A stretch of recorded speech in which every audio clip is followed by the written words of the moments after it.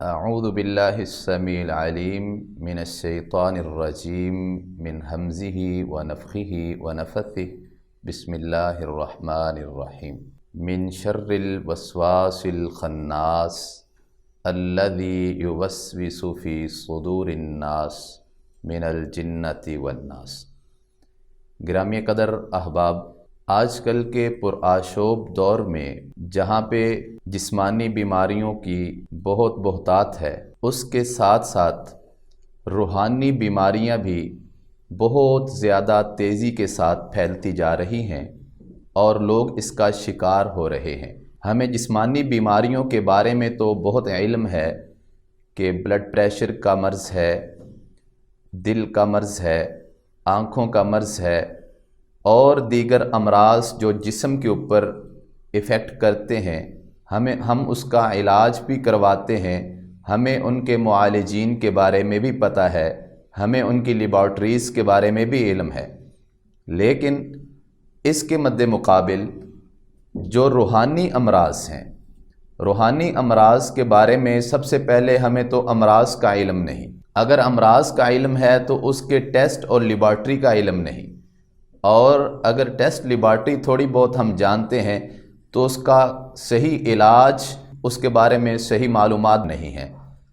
تو گرامی قدر احباب، میں آپ احباب کے ساتھ جو آج شیئر کرنے جا رہا ہوں وہ یہی چیز ہے کہ روحانی بیماریاں کیا ہیں۔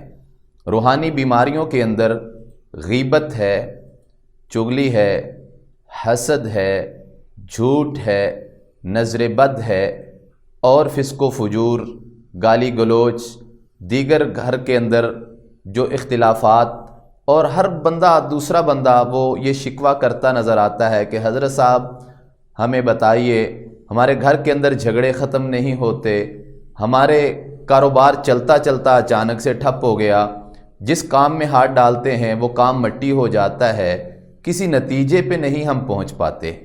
لیکن کبھی ہم نے ان بیماریوں کا علاج کرنے کے بارے میں نہیں سوچا، اور اگر ہمیں علاج ذہن میں آتا بھی ہے روحانی طور پہ تو ہم بالکل فاسق و فاجر قسم کے جو عاملین اور پیسہ بٹورنے والے دھوکے باز قسم کے لوگ ہوتے ہیں، ہم ان کی جیبیں گرم کر دیتے ہیں۔ جبکہ گرامی قدر احباب، یہ روحانی بیماریاں یہ شیطان کی طرف سے ہوتی ہیں۔ من شر الوسواس الخناس الذی یوسوس فی صدور الناس من الجنۃ والناس۔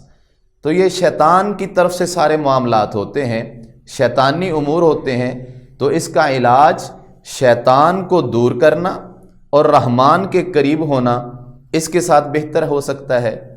ہم جس قدر اپنے معاملات کے اندر شیطان کے قریب ہو چکے، ہر وہ کام جو شیطان کو پسند ہے ہم وہ کرتے ہیں، جیسا کہ اللہ کے نبی صلی اللہ علیہ وسلم نے فرمایا کہ بیت الخلاء میں جاتے ہوئے دعا پڑھ کے جائیں، اللہم انی اعوذ بک من الخبث والخبائث، میں اللہ کی پناہ میں آتا ہوں خبیث بدترین گندے جنوں اور جننیوں سے۔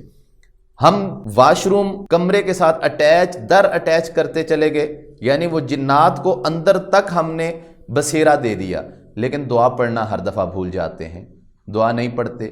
اسی طرح شادی شدہ احباب کو یہ حکم دیا گیا کہ جب ہم بستری کریں تو وہ اس وقت دعا پڑھ کے آپس میں اپنا یہ ہم بستری والا عمل مکمل کریں، کیونکہ اس وقت شیطان بہت پوری قوت کے ساتھ ان کے درمیان دراڑ ڈالنے کی اور ان کو مضطرب کرنے کی کوشش کرتا ہے۔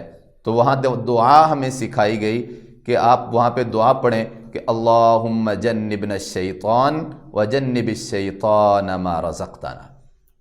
تو اسی طرح اور دیگر مراحل کے اندر بہت ساری دعائیں ہیں جو مسنون اللہ کے نبی صلی اللہ علیہ وسلم نے ہمیں سکھائی ہیں۔ یہ روحانی بیماریوں کے قرآنی علاج کہہ لیں، روحانی علاج کہہ لیں کہ اللہ کے نبی صلی اللہ علیہ وسلم نے ہمیں سکھائے ہیں۔ جادو روحانی مرض ہے، جنات کا معاملہ روحانی مرض ہے، دیگر سارے امراض یہ روحانی معاملات ہیں۔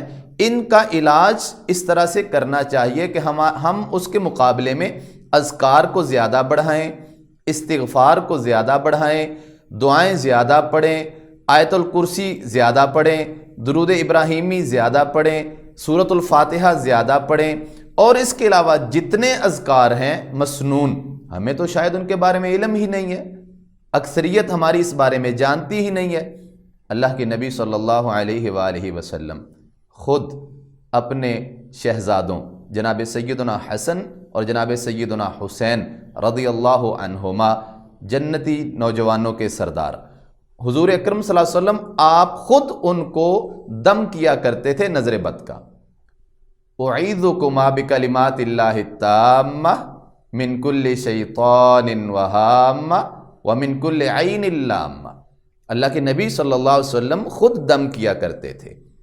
اور اسی طرح آقا علیہ الصلوۃ والسلام آپ بیمار ہوئے، جبریل آ گئے اور جبریل نے آ کے آپ کو دم کیا۔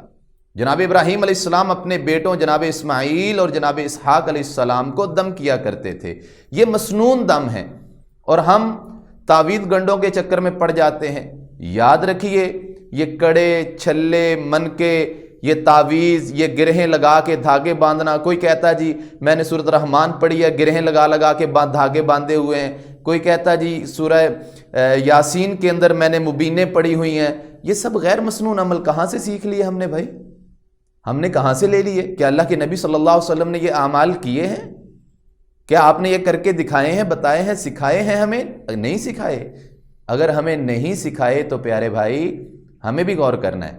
میری بہن، آج ہم اس طرف زیادہ بڑھتے جا رہے ہیں، تمام غیر مسنون عاملوں سے، پیسہ بٹورنے والوں سے بچیے، ان سے کنارہ کیجئے، ان سے اپنے آپ کو محفوظ کیجئے، ایمان بھی بچائیے، اپنا پیسہ بھی بچائیے، اپنا وقت بھی بچائیے، اور قرآنی دعائیں سیکھیے۔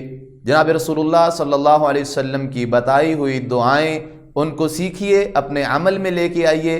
یہی اصل علاج ہے حسد کا بھی، ڈپریشن، ہر بندہ کہتا ہے میں ڈپریشن کا مریض ہوں، کاروبار کا مسئلہ بن گیا، دیگر مسائل جو گھروں کے اندر بنے ہوئے ہیں، جھگڑے ہوتے ہیں۔ اور آج کل بہت زیادہ کیسز اس طرح کے ہمارے سامنے آ رہے ہیں، جی شادی کا طے کی تھی، بس شادی والے دن سے مسائل شروع ہو گئے، بس شادی والے دن سے مسائل شروع ہو گئے۔ وہ شادی والے دن سے جو مسائل شروع ہو رہے ہوتے ہیں وہ کیوں ہو رہے ہوتے ہیں؟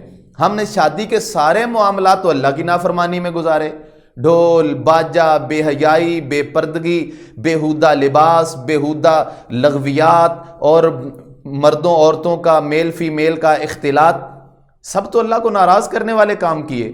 اور شادی کے بعد ہم یہ سمجھیں کہ ہم اللہ تعالیٰ کی رحمتوں کے اندر آ جائیں گے، کیسے ممکن ہے؟ ہم سوچ بھی کیسے لیتے ہیں کہ ایسا ہوگا ہمارے ساتھ؟